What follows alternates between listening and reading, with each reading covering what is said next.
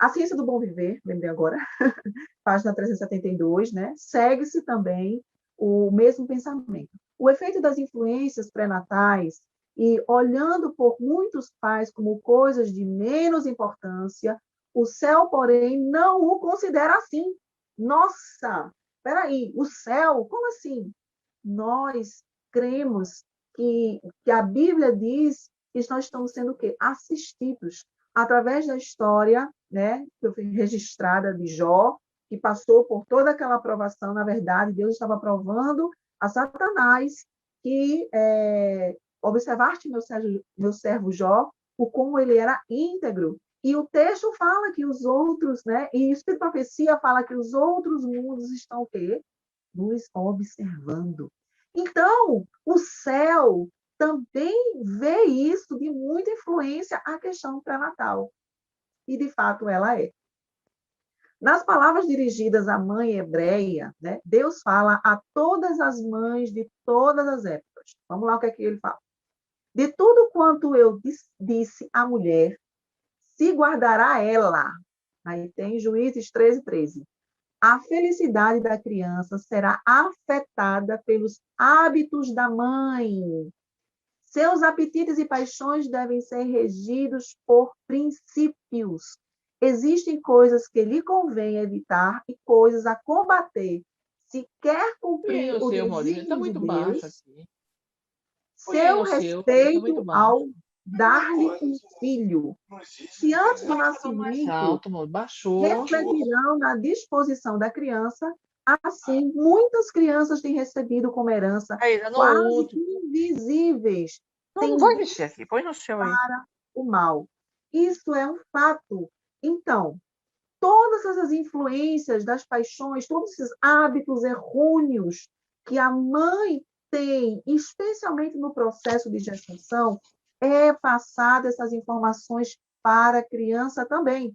Pode ser, logicamente, que ela não sinta essas influências no período da primeira fase, na segunda fase, quando criança, mas quando adulto, isso se torna quase que invencível para ela.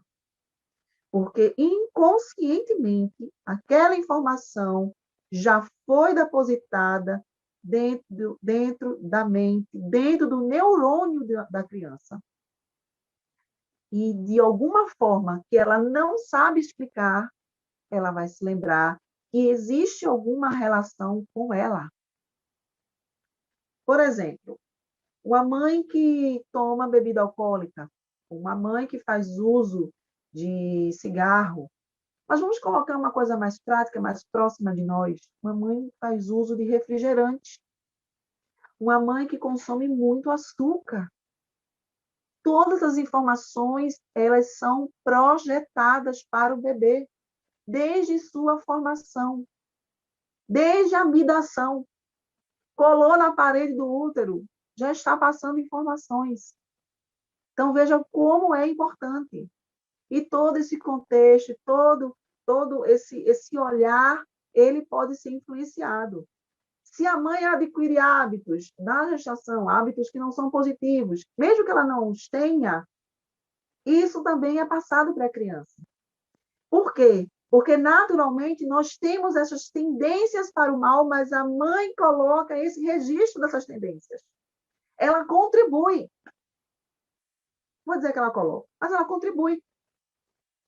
Então, aqui nós temos uma revista científica, né, onde ela fala, por anos, cientistas acreditam que bebês ainda no útero vivem em uma existência isolada, protegida de qualquer influência externa, porém, isto não é verdade. Então, durante muitos anos, acreditava-se que não, o bebê está isolado, está protegido. Não, ele recebe influência sim. E aí veio o grande trabalho. É interessante a notícia de que você pode controlar o desenvolvimento do seu bebê mesmo antes de nascer. Aí vem os trabalhos científicos comprovados, né? Porque são realmente de longa duração todos esses tipos de análise. Existe agora suficiente evidência de diferentes fontes, indicando que o bebê no útero pode ser bem afetado através de mudanças físicas na mãe. É completamente decisão da mãe e dos que estão ao seu redor durante a gravidez. Ter um bebê feliz e saudável com um temperamento doce. Ela decide de certa forma. Ou um neurótico psicótico desajustado. Veja quantas influências pode a mãe sofrer neste período.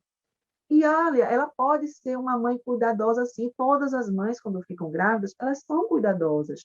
Elas procuram fazer mudanças que até antes elas não tinham.